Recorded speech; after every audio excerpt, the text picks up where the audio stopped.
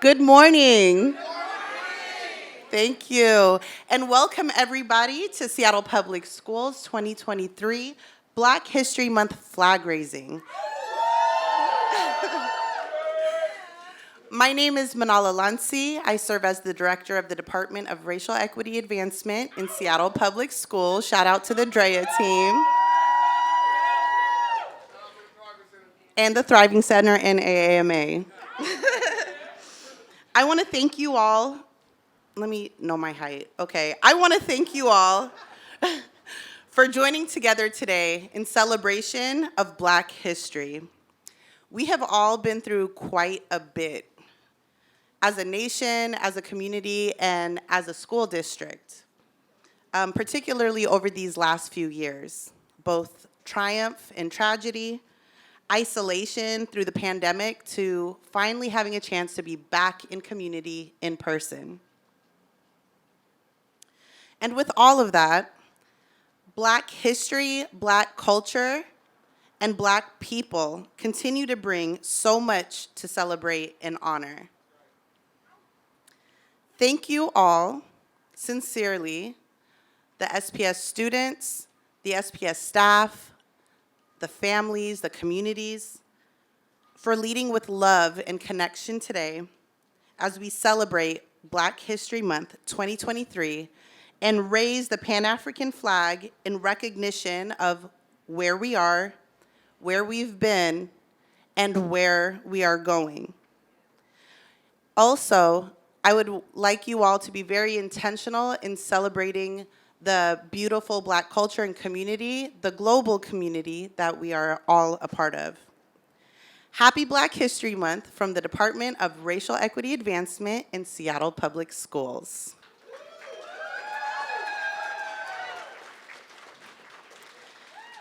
Now please welcome Anita Koyamwamba, the manager of the Black Education Program, to the stage.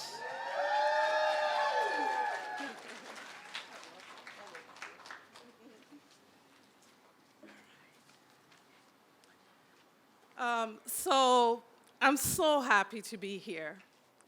I'm looking at beautiful faces. I'm looking at our friends, colleagues, and for our students that are out there participating with us, our staff members, all those who will watch this after this event, we want you to know we stand in solidarity with you. When bad things happen, coming together and sharing our humanity is what makes us get better and rise above our challenges.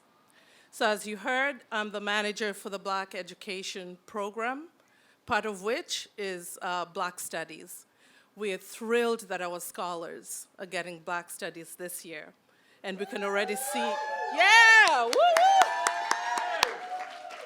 And we urge people not to be fearful of these lessons, right? Loving Black is not hating anybody else. Loving Black is including Black. It's saying there's a history we have in common, and our humanity matters. To that end, I want to speak about our theme today, which is the theme about Ubuntu. A lot of people talk about Ubuntu, but they don't quite know exactly what it means. And one of the challenges is a linguistic challenge. When you come from one of the oldest groups of people in the world, there's so much retained in your language that does not translate into European languages and cannot convey the depth of feeling, thought, philosophy, care, love, empathy. So Ubuntu includes all those ideas. It tells us that my humanity is meaningless if there's no reflection from another's humanity. And so we want to be mindful that there's an energetic piece that we all share. And for many cultures, we read people. We don't need concrete evidence in writing or in all kinds of other things. But for those who do need that concrete evidence, I just want to share that one of my mentors, and a gentleman I love profoundly, happens to be here with us today. And I would be remiss if I did not pause and recognize Dr. Edwin Nichols, who was gracious enough to say yes, to come and spend some time with me, with our team, and also sharing with me some of these conceptions. His work is in looking at the epistemology of how we know things, looking at logic systems, and helping us understand our axiology and understanding our origin and our beginnings, and how our environment shapes who we are. But our fundamental humanity is one and the same. So the question for me is, why do we engage and indulge conflicts that are harmful to many of us? What is it that allows systems to replicate themselves?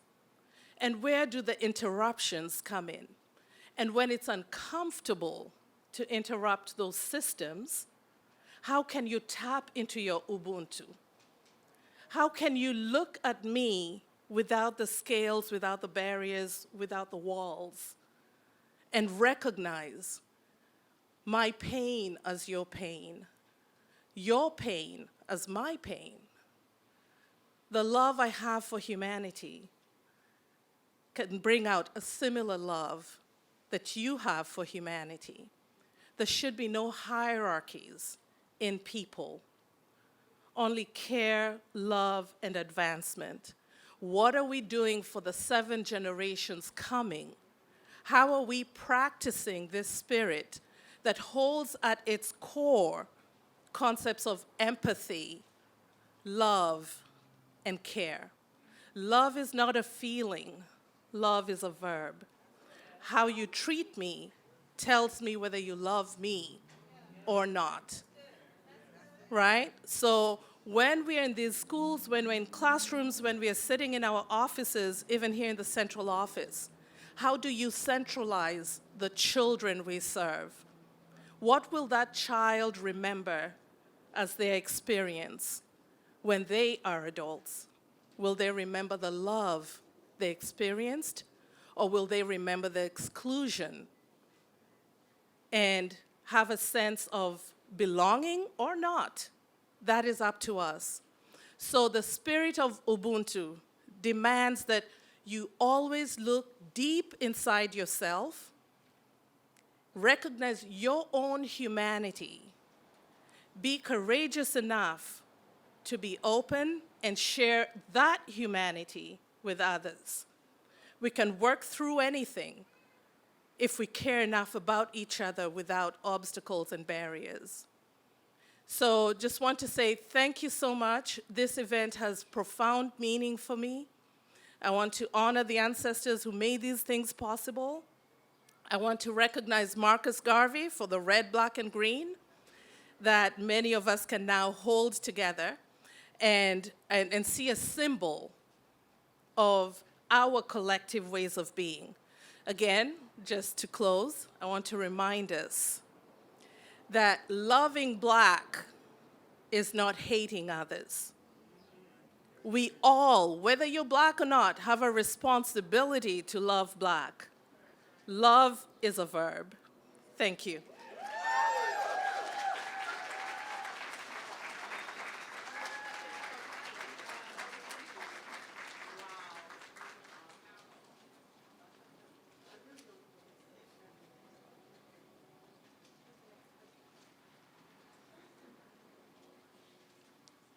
Thank you, Queen Anita.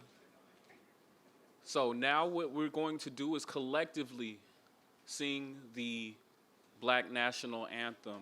If I could actually have all of the CLBC members come up to the podium and we will link arm in arm and sing this Black National Anthem together, unified. So if you are CLBC, please step to the podium. And together, tighten together. Look. What is CLBC stand for? Central Office Black Caucus is our COBC, and we will collectively. I see how I like how y'all divided right behind this podium. Look right here. Go ahead. Yep. Tag right. Look right. Come on. Tighten up. Tighten up. Tighten up. Tighten up. Come on. Yep. Come on. Pull right in. All right then. And then Edgar, once you're ready, you can hit the track. Thank you. Thanks y'all. Thanks y'all. Thanks y'all.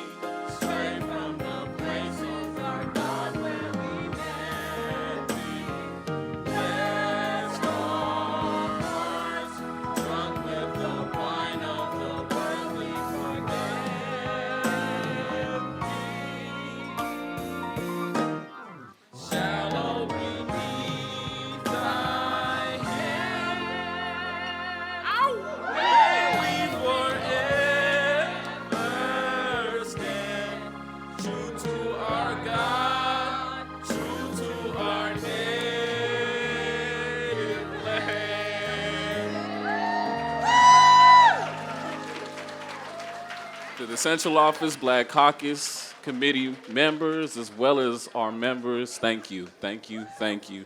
And now we will bring to the mic Sister Beverly Redmond. Happy Black History Month. Hello, everybody. One more time. Hello, everybody. All right. Hey, all right. To my sisters, my brothers, my sorors, my frats, my D9 sister and brother Greeks, my aunties, my uncles, my cousins, our friends, our allies, our kings, our queens. Welcome to Black History Month. It is an amazing time. And when I say amazing, that doesn't mean it's always all good, but we make it good. We've done it throughout our history. We make it good. We've heard about Ubuntu. And for me, that means that I'm not okay if you're not okay.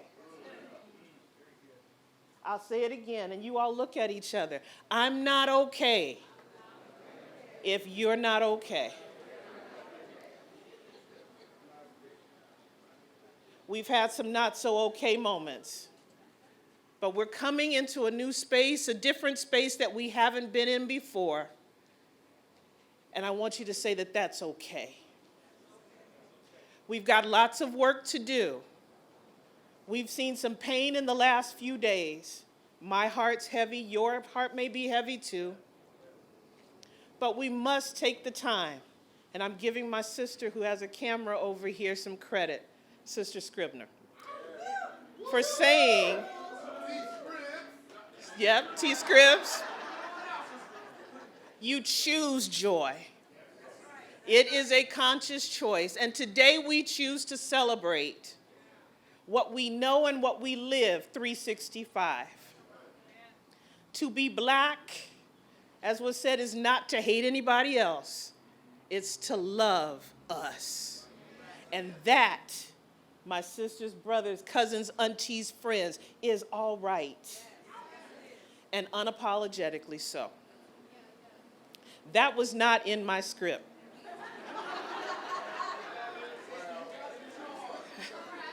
What is in my script is to tell you to do not quit. Keep striving. There's a word that became very popular during the pandemic, and it's called pivot. It's your ability to do this at all times. It is the ability to balance and keep moving. Many of you may have played ball, I may have. In order to not travel, you've got to learn how to pivot. Don't stop, don't quit. You may have to indulge in self-care, whatever you need to do, but keep moving. Keep moving. Our ancestors kept it moving with fewer resources. We need to keep moving. The struggle's not done. But for today, for the culture, we take a breath and we celebrate. We won't forfeit these 28 days. Yes, we want more, but we won't forfeit the time. You never get back what you give up. Make good use of this month. Share your story. All of this is not written down, so I'm going to just turn this over.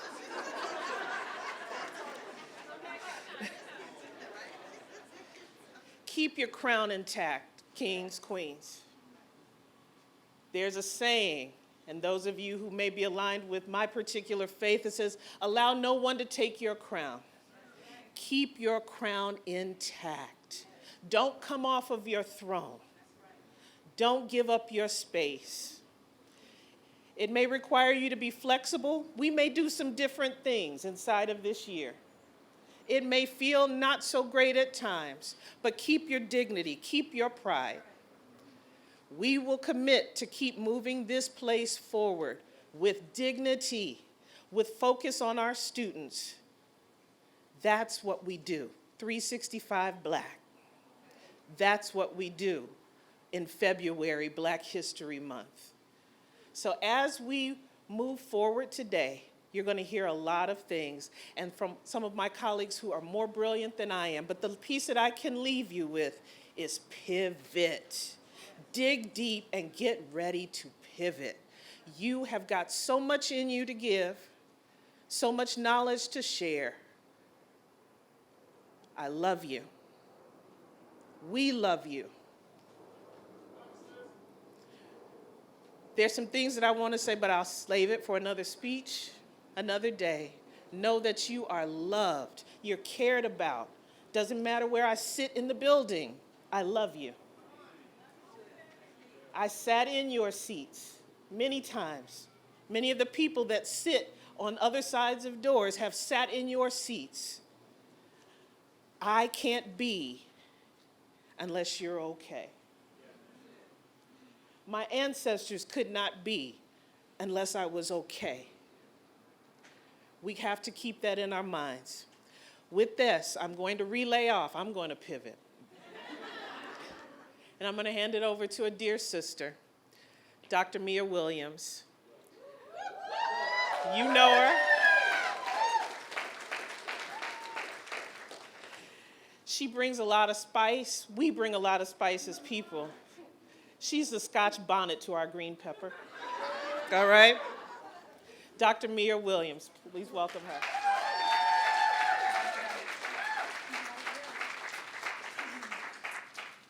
Well, I'm always talking about how the Spirit moves you, and I'd be remiss, we already talked about our elders, but we have one of our kings here, one of our youth, and I do have my speech and I will share it, but I want to just ask Brandon if he would come up and join us to celebrate. We need to share and highlight our kings.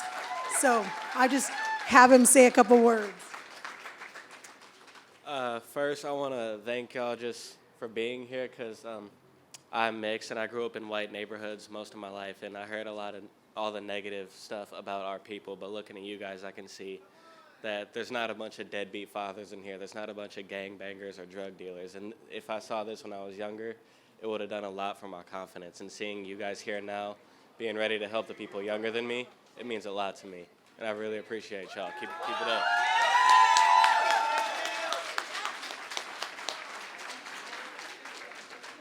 So I think we should just go home. That was a mic drop, right? Y'all got to snap it up for that king. That was powerful. Thank you so much, King. Wow, I just have to gather myself. And this is one of our Roosevelt's finest, Black excellence as represented here today. So Black History Month always brings me so much joy. We talked about you get to choose joy. As we celebrate the Black history, culture, and beauty that our Black students, their families, and their communities bring to Seattle Public Schools. Snap it up, y'all. Snap it up for, yes. I've had the honor of serving as the leader of the Office of African American Male Achievement, which gave me the unique opportunity to implement a well-researched, targeted universalism strategy that would improve the education and educational experience all students in our district receive by listening to and responding to the perspectives and leaderships of Black boys in SPS. Granted, when the Office of African American Male Achievement first began, it was such an out-of-the-box pursuit and one that seemed so far out, a pivot, right? That it triggered a little bit of apprehensiveness on people's behalf, skepticism, but around effectiveness of centering Black boys. But that discomfort turned into people building their racial equity analysis in pursuit of educational justice for all of our babies, right? Snap it up to that, right? However, 3 years later, we have proven our work and strategy that are not only be important, but impactful. We are all in the movement and continue to deliver on the generations-long calls for equity and justice. Our commitment to listen deeply, sustain student joy in learning, and achieve just schools is seen in our deep relationships, committed educators, stronger accountability systems, and robust curricula and programs. Our ongoing work around cultural identity and mentoring across early learning, STEM, college readiness, and support services to lead from our students and families and communities. As our communities know what they need to thrive. Snap it up. Our communities know what they need to thrive, y'all.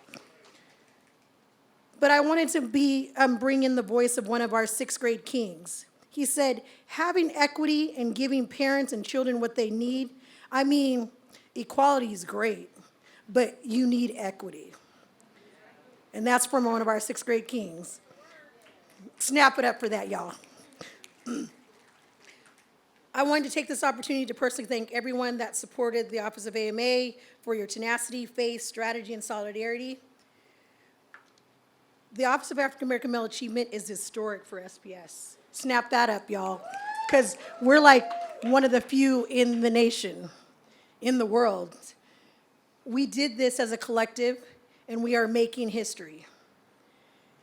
I want to make sure that I challenge you because, again, I'm Black 365 days a year, and so are the babies that sit in our classrooms. So I want to ask you what you are going to intentionally do to uplift and support the Black excellence that is sitting before you every single day. So snap that up because I want you thinking about that, and that's for everyone. So happy Black History Month from the Office of African American Male Achievement. And then it is with my overjoyed pleasure to introduce Dr. Keisha Scarlett. And I know I'm gonna get in trouble, but I'm gonna do it. I'm gonna shout it out that we have the new superintendent of St. Louis Public Schools.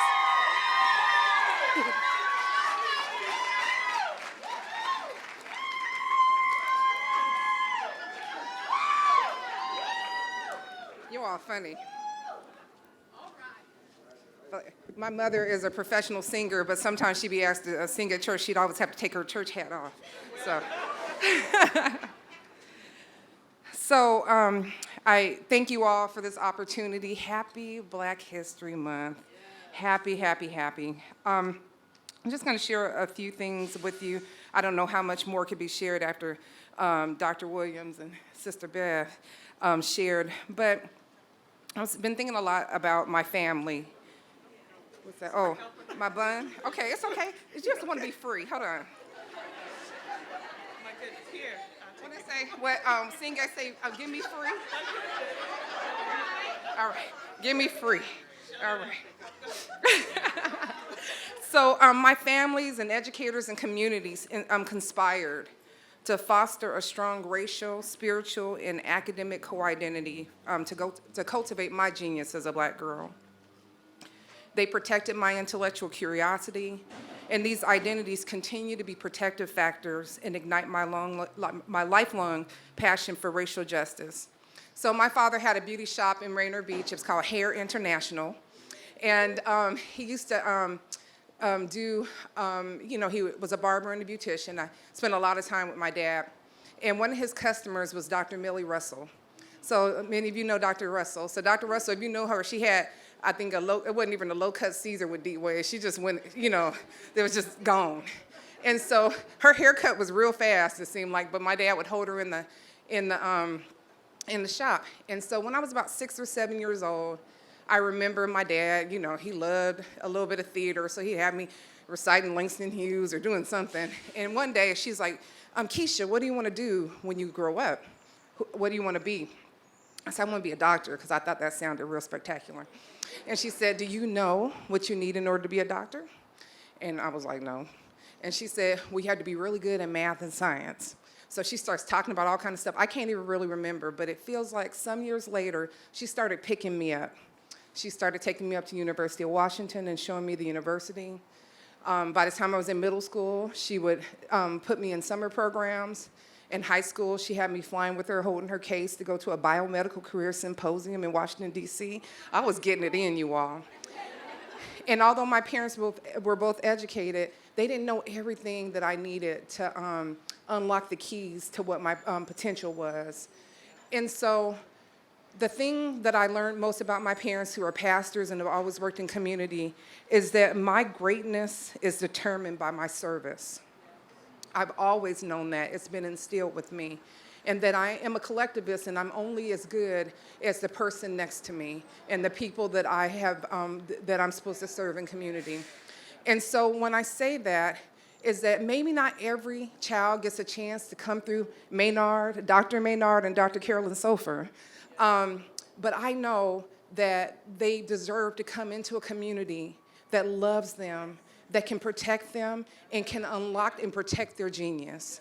That's what we are as a school system. That's what we're supposed to be for our children. That's what their community was. The other thing I know from my family, in the case of Dr. Russell, is that every single thing that our children need comes from their community. They don't need something else. They don't need to evacuate their communities. They are to live a life in order to give back into their community. And so I've experienced too much love and witnessed too much pain not to work toward justice, you all. We have experienced collectively too much love and witnessed too much pain not to work toward justice. I'm not talking about district initiatives. I'm talking about service. When people try to tell me that I'm a dreamer, get my heads out of the clouds, I respond, how dare I not dream? When people try to tell us to be more moderate or palatable or fear anti-CRT retaliation and operate differently in our context, I think about the words from Queen Davita Ingram. I just talked to her a few days ago. She said, we are battling for the hearts and minds of our young people in this 21st century. Our job is to teach history. These attacks in the name of CRT are attacks on memory of racialized trauma, mass murder, kidnap, torture, and rape. These are also attacks on the everlasting hope, survival, and Black joy of Black people at the root of that. That is what anti-Blackness is. So how dare you all we not dream? We all chose to work in the school system, in a system where we cannot look away and do business as usual. We have to dream. We have to radically reimagine, and we have to radically center the possibilities of Black children. Anita said it the very best, Ubuntu. It is humanizing. Loving Black people is humanizing. Black life is humanizing. Black joy is humanizing. Black excellence is humanizing. So don't sit up here and high-five each other and say Ubuntu and go in there and disrespect each other in this building, because I see it way too much. Don't pretend to be in solidarity with people when you're outside and then go in there and disrespect them. Show respect to each other. Even in our differences, we have to move together. That is the only way that we'll affect change for our people and be in service of our children and our families. They deserve that from us. So happy, happy, happy Black History Month, you all. I love you all, each and every one of you, and I'm grateful for what you do. Thank you.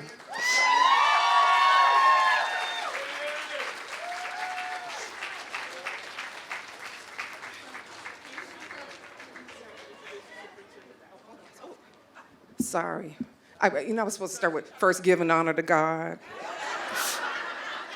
the pastor of this house, Superintendent Brent Jones. Come on up, Brother Brent. Wait, don't go nowhere, Y'all, this is a monumental day, not because it's just Black History Month, but because Dr. Scarlett is the superintendent of St. Louis. I mean, you think about that. Just think about the magnitude of that. A national, international search, and she's gonna bring that fire that she just left here to St. Louis. That is Seattle Black excellence. So when we start talking about these concepts of Black excellence and being Seattle ready,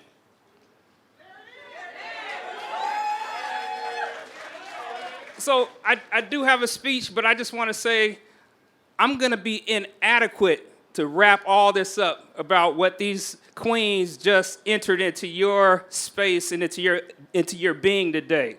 But Ubuntu is I am because of you. And this is us. And so I want to just start out with that. Keisha, Dr. Scarlett is us. This is a manifestation of us. And she also mentioned something just briefly that we kind of get into it a little bit. We argue around the how. We don't argue about the why. We don't argue about the vision. We have a collective vision. And this brother right here, Brandon, is what this is all about. And so when we push and pull and we tug and we scratch and all that and get angry, at the end of the day, it's so we can develop systems so that the outcomes for a cat like Brandon can get what he needs, okay? So I just want to center us before we do that. And you can stay up here if you want to, Keisha. I'll tell you.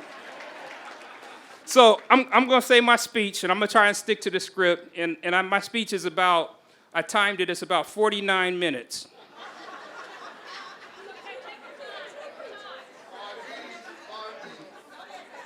But you all know me, the 5 B's. What are the 5 B's? Be brief, brother, be brief, and that's what I be. So I stand before you to talk about the importance of Black history in our educational system and the role it plays in establishing true equity. As we all know, Black history is essential to American education and American history. However, for far too long, the contributions and the struggles of Black Americans have been overlooked, misunderstood, misrepresented in classrooms and curriculum. This is not only a matter of historical accuracy, but it also has real-world consequences for the education and opportunity available to our and all students. I'm proud that our state has not prevented us from developing curriculum and teaching it.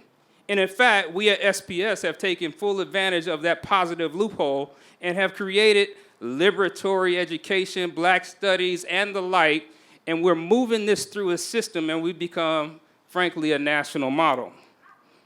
So to truly improve our educational system, we need to create more equitable, inclusive classrooms. We must acknowledge and address ongoing systemic barriers that continue to limit opportunities and experiences of Black students and other students as well. This includes the overrepresentation of Black students in special education programs, disciplinary actions, and a lack of Black students and Black administrators leading. So one strategy for addressing this, and this is where Seattle takes the lead in the pole position, is we are actualizing targeted universalism. And we are taking the theory to the action, now to outcomes. And so we have a structure, we have a governance structure, we have a strategic plan that centers all of this, and it is up to us as the collective to make this actualized. So I want to just kind of leave you on a couple things that in this month, the 28 days, I think we need to, as somebody said before me, experience joy. And be intentional about experiencing joy. And have joy in the struggle around this mission that we've all been conscripted in. And so sometimes it's a struggle. But also somebody referenced the book that Beverly reads, and I read it too, and it says, take joy in the struggle. Take joy in our discourse and how we go back and forth to realize this very honorable mission to lift up our students. Seattle Public Schools, I get calls all the time from different superintendents and different people in other districts wondering how did we center African American boys and young men in our strategic plan? Well, it was simple. We are dedicated to this, and we've had person after person come before us. Dr. Scarlett talked about Millie Russell. There's been so many people that have come before us that have put us in this position so that we can have a forward-thinking, a progressive, an innovative strategic plan. That's all about us. And so I leave you all with a challenge. Let's have joy in establishing new Black history here at Seattle Public Schools because of the progressive things that we're doing to uplift people like Brandon, to uplift our entire community, but our Black history is going to be established today. In Butu, I am because of you, and thank you so much.